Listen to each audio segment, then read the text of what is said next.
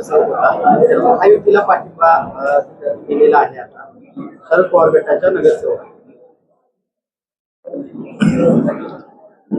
Comment जरा विचारपूर्वक द्यावी लागेल. काय पर्याय? ठाकरे गटासोबत निवडणूक लढवले होते. मी काय म्हटलं, काय पर्याय? तिकडे सांगलीला 39 बीजेपीचे आले, अजितदादांचे 16 मिळाले, 55 झाले, शिवसेनेचे जाऊन 57 झाले. मग शरद पवारांचे जे 3 आहेत त्यांनी स्वाभाविकपणे असं म्हटलं की आम्हाला विकास करायचा आहे, विकासात जर आम्हाला जोगतं माप द्या.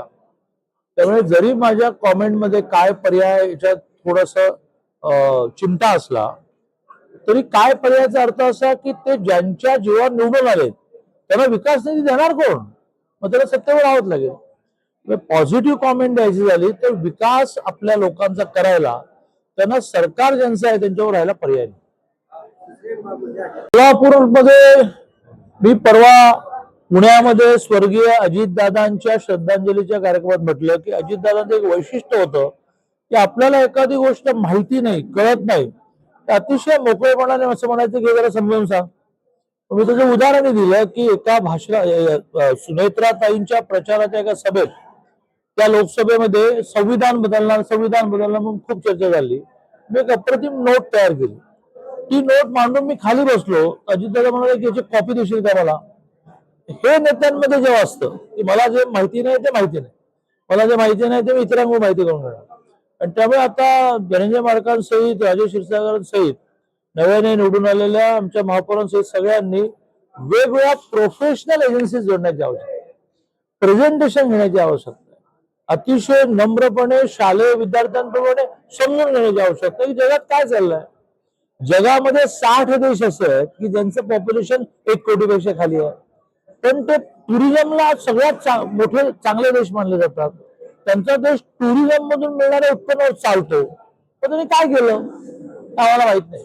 आम्हाला माहित नाही तर आम्हाला एजन्सी अपॉइंट केली पाहिजे, आम्हाला नेटवर्क बसण्याची सवय लावली पाहिजे.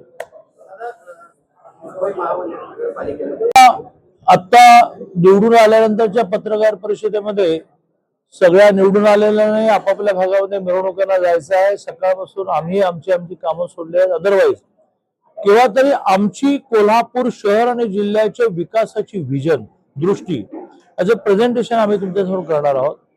राज्यामध्ये आर्थिक स्थिती बिकट असं जरी किती विरोधक म्हणत असले तरी नव्याने देवेंद्रजीने शोधून काढलेल्या काही युक्त्या, त्यातून आर्थिक स्थिती म्हणजे विकासाला पैसे मिळणं याची अडचण राहिलेली नाही. एखादीच गोष्ट डिस्क्लोज करतो मी, बाकीचे डिस्क्लोज करत नाही. माझ्या मर्यादा पण आहेत आणि ते तुम्हाला कळायला वेळ लागेल.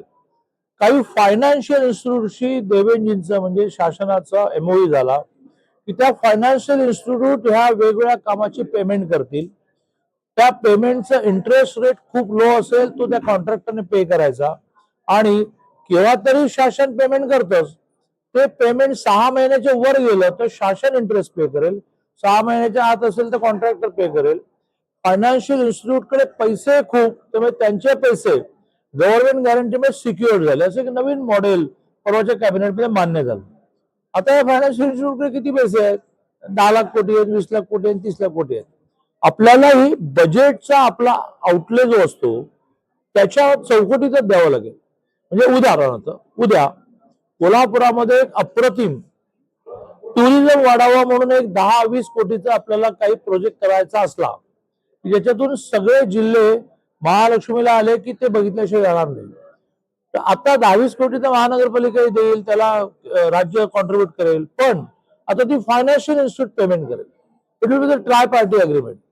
आणि त्या फायनान्शियल इन्स्टिट्यूटला 6 महिने तो कॉन्ट्रॅक्टर पेमेंट करेल, 6 महिन्याचं गव्हर्नमेंट पेमेंट करेल. गव्हर्नमेंट पेमेंट करावं लागू नये इंटरेस्ट म्हणून 6 महिन्याच्या आत पेमेंट देऊन मोकळं होईल. आता शासनाचा GST खूप वाढला, ज्याचा 50% आपल्याला मिळतो. केंद्राने आपल्याला 41% 41% आपण दिलेल्या टॅक्सचं रिपेमेंट सुरू केलं, इन्कम टॅक्स वगैरे. आणि सगळ्यात महत्वाचं म्हणजे 98,000 कोटी रुपये महाराष्ट्राला, 98,000 करोड महाराष्ट्राला पायाभूत सुविधांसाठी मिळाले.